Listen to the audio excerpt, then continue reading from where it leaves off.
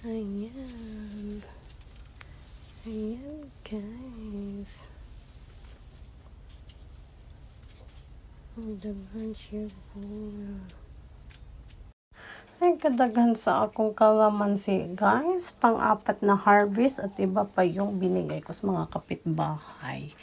Tapos, ibigay ko sa aking mga kaibigan. Kasi, ayan, guys. Kasi magkita kami, ipamigay ko. Kaya nag-harvest ako ng pang-apat. Hindi pa talaga siya akong model sa kalamansi. Kalamansi ni mama ang model, hula. Umupo ra.